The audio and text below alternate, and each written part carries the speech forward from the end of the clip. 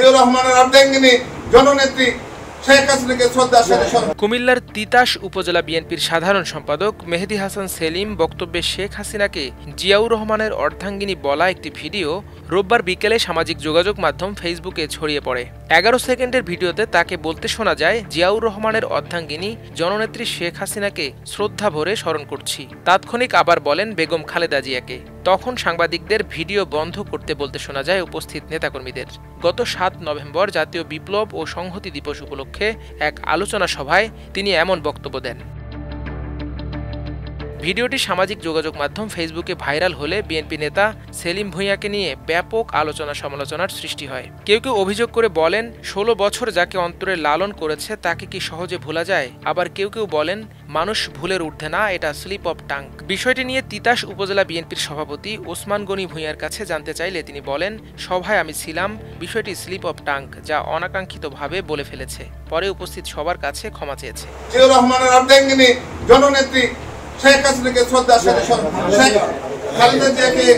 এ বিষয়ে মেহেদী হাসান সেলিম তার Facebook account থেকে এক বিবৃতিতে লিখেছেন, 7 নভেম্বর 2025 তারিখে সকাল 11টায় জাতীয় বিপ্লব ও সংহতি দিবস উপলক্ষে গাজীপুরের তিতাস ভবনে তিতাস উপজেলা বিএনপি ও অঙ্গ সংগঠনের যৌথ উদ্যোগে অনুষ্ঠিত আলোচনা সভায় স্বাধীনতার মহান ঘোষক শহীদ প্রেসিডেন্ট জিয়াউর রহমানের অর্ধাঙ্গিনী দেশনেত্রী বেগম খালেদা জিয়াকে স্মরণ করছিলাম। তখন ভুলক্রমে বক্তব্যের শেষ পর্যায়ে আমি অন্য একটি নাম উল্লেখ করি।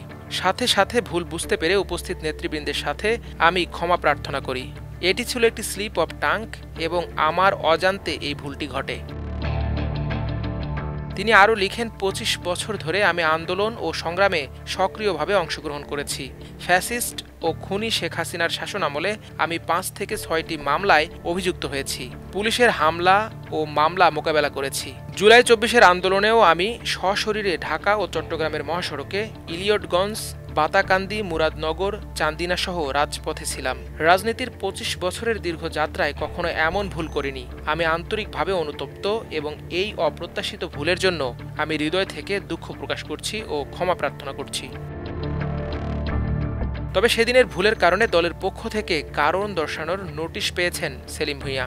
সোমবার কুমিল্লা উত্তর জেলা বিএনপির আহ্বায়ক মোহাম্মদ আখতারুজ্জামান সরকার ও সদস্য সচিব AFM তারেক মুন্সি স্বাক্ষরিত একটি চিঠিতে তাকে এই নোটিশ দেয়া হয়।